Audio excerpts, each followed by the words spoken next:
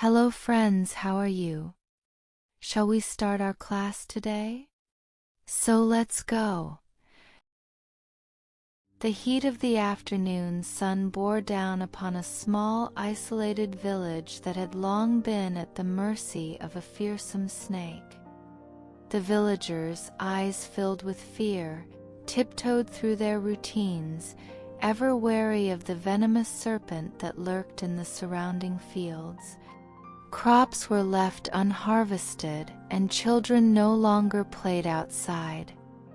This was the snake's domain, undisturbed and menacing. One day, the quiet was broken by the arrival of a peculiar figure. Draped in simple, tattered robes, the sage appeared. His eyes were calm pools of wisdom, and his steps carried him directly toward the snake's lair. Whispers filled the air as the villagers watched from afar, many too frightened even to breathe. Coiled in the shade of a crooked tree, the snake raised its head as the sage approached. Its emerald scales gleamed and its fangs glistened, ready to strike. "Who dares to enter my territory?"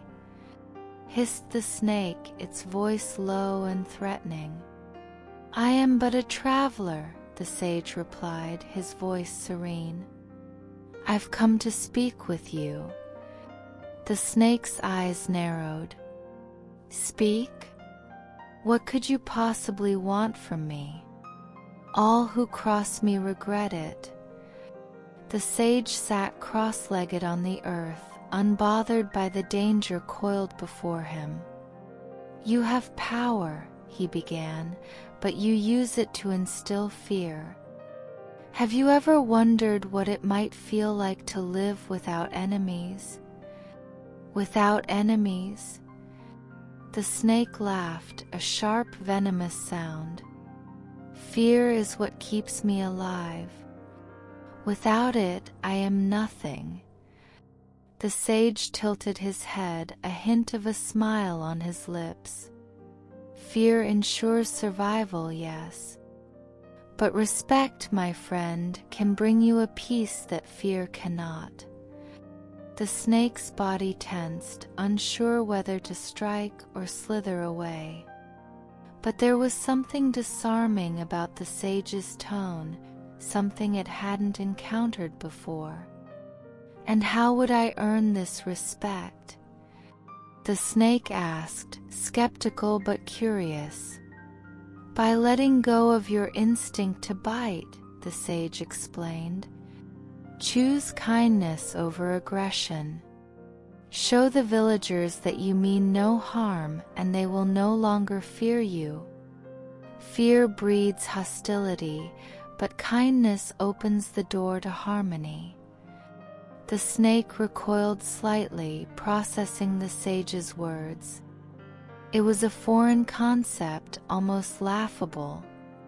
Yet a part of it, a very small part, wondered if there might be truth in the sage's wisdom. "If I do as you say, what guarantee do I have that they will not strike me down?" the snake challenged. The sage's gaze held steady. "Kindness requires courage. And I promise you, true courage will always be met with respect in the end." For a moment the clearing was silent, save for the rustle of leaves in the warm breeze.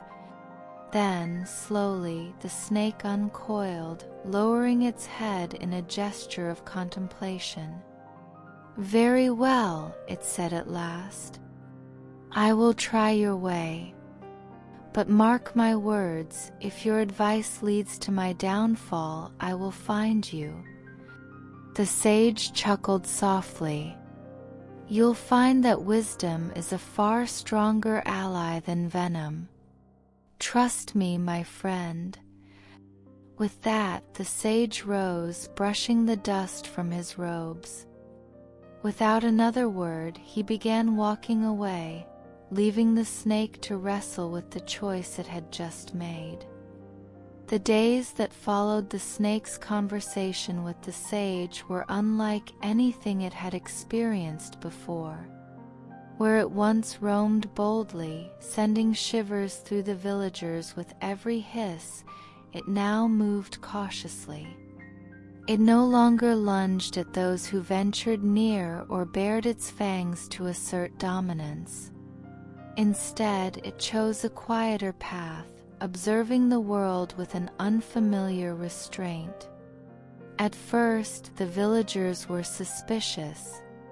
Whenever they caught sight of the snake, they flinched, expecting an attack that never came. As the days passed, their fear began to wane, replaced by a tentative curiosity. "Look! It's just lying there," a young boy whispered to his sister one afternoon as they passed by the snake's usual sunning spot. "Do you think it's sick? Or maybe it's plotting something," the sister replied, her voice trembling. "We should keep our distance."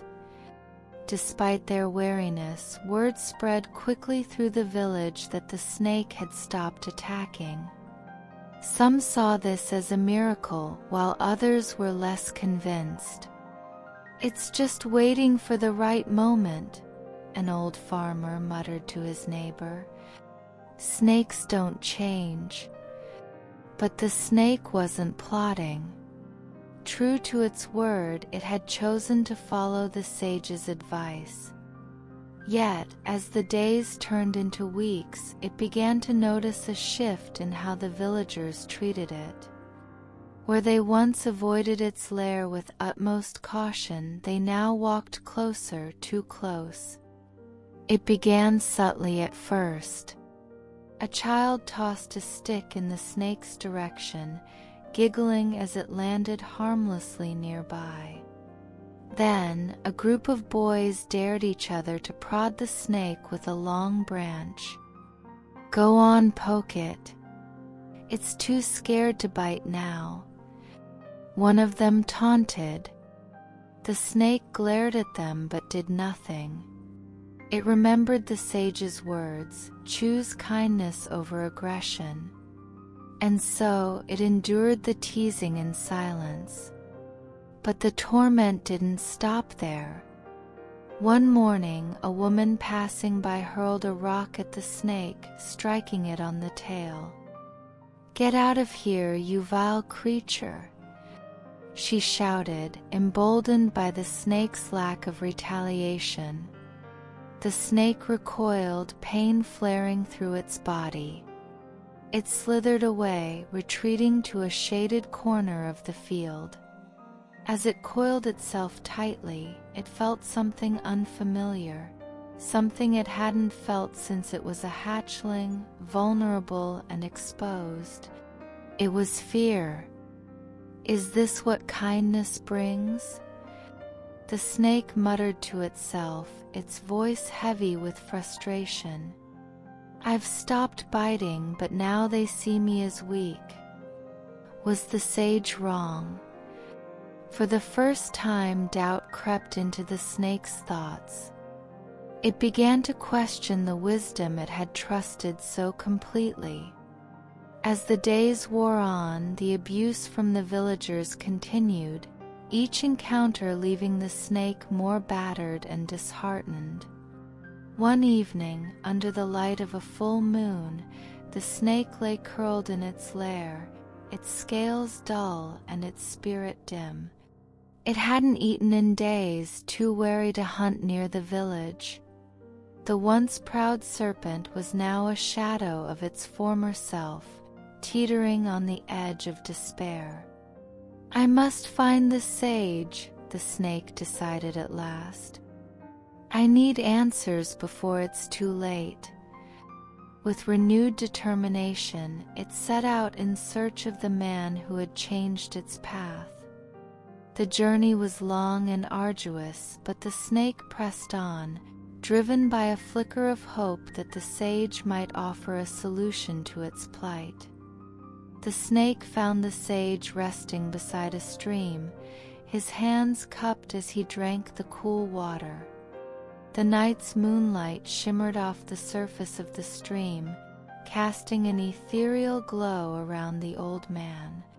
"I thought I might see you again," the sage said without looking up, sensing the snake's presence. The snake slithered closer, its movements slow and weary. "You told me to stop biting, to show kindness.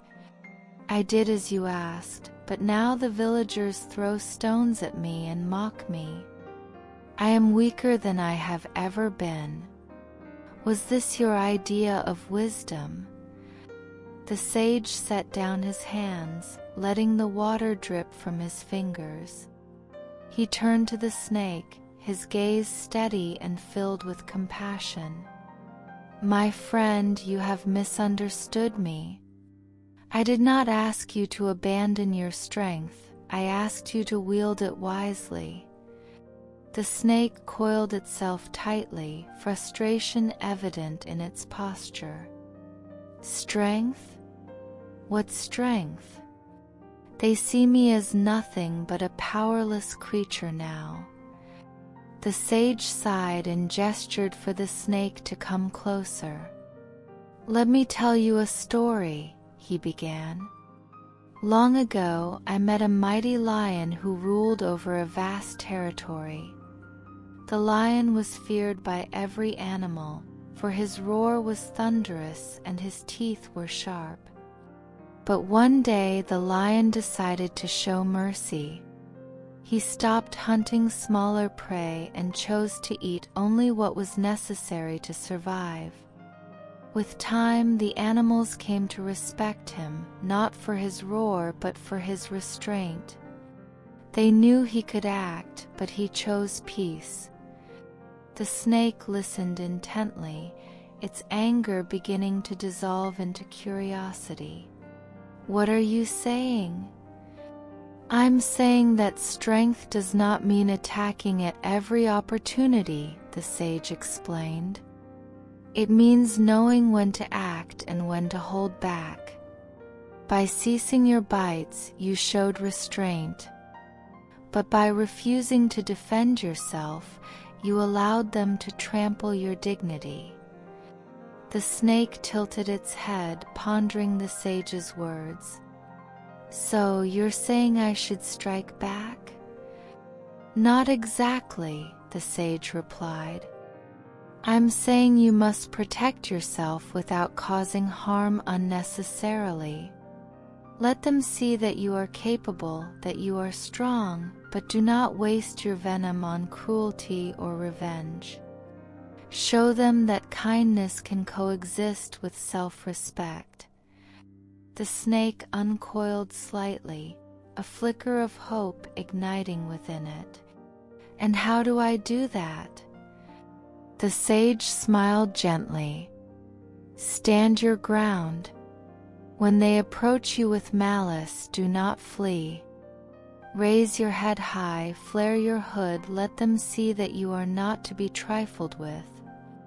But reserve your bite for the moments when your survival truly depends on it. Kindness is a choice, my friend, but it should never come at the expense of your own protection." For a long moment the snake said nothing. It gazed at the stream, watching the ripples that danced across the surface. The sage's words were a revelation, a balance it had never considered before. "I will try," the snake said at last, its voice steady but cautious. "But if this fails, I will return to you once more." The sage chuckled softly, rising to his feet. "You'll find that balance is the key to peace. Trust yourself and the rest will follow." As the sage walked away, disappearing into the darkness, the snake felt a strange sense of clarity. The path forward was not without its challenges, but for the first time it felt prepared to face them. With newfound determination, the snake returned to its domain. The sun was rising over the village, painting the sky in shades of amber and gold. It slithered to its usual spot beneath the crooked tree, raising its head high as the day began. But this time it carried itself differently, no longer timid, no longer withdrawn. The first villager to pass by was a young woman gathering firewood. She saw the snake and paused, her hand tightening around the bundle of sticks. Tentatively, she took a step forward, testing the serpent's reaction. The snake watched her carefully, its body poised but still. When she inched too close, it raised its hood in warning, letting out a low hiss that vibrated through the air. The woman froze, her eyes widening in fear. Without a word, she backed away, understanding that the snake's silence was not a sign of weakness but a deliberate choice. Throughout the day, the villagers encountered the snake in similar ways. A child who dared to toss a stone was met with a sharp glare and the threatening display of the snake's fangs. A farmer who tried to prod it with a pitchfork found himself retreating as the snake coiled defensively, ready to strike if necessary. Each encounter ended without bloodshed, but the message was clear. The snake was not to be trifled with. It had found the balance the sage spoke of, a harmony between restraint and strength. As the weeks turned into months, the villagers began to respect the snake in a way they never had before. No longer was it a source of terror, nor was it a creature to be mocked. It had become a symbol of quiet power, a reminder that kindness does not equate to weakness. One evening, as the sun dipped below the horizon, the village gathered to celebrate the harvest. Laughter and music filled the air, and for the first time in years, the snake felt safe enough to venture close to the festivities. "It doesn't attack us anymore," a young boy whispered to his mother as they spotted the snake near the edge of the fields. "And yet it reminds us that it could," the mother replied, her tone filled with respect. The snake watched from a distance, content in its newfound equilibrium. It had learned that strength is not defined by aggression, but by the ability to choose peace while standing firm in self-respect. In the quiet of the night, the snake felt a sense of fulfillment that was deeper than any it had known before. It thought of the sage and his wisdom, grateful for the lessons that had transformed its life. As the stars twinkled above and the villagers celebrated below, the snake rested beneath the crooked tree, at peace with the world and itself. It's great to see you here. Tell me in the comments what you thought of the story and what level of difficulty it was for you. Don't forget to subscribe to the channel, activate the bell so you don't miss new stories, and like if you liked it. I'll see you next time. Bye.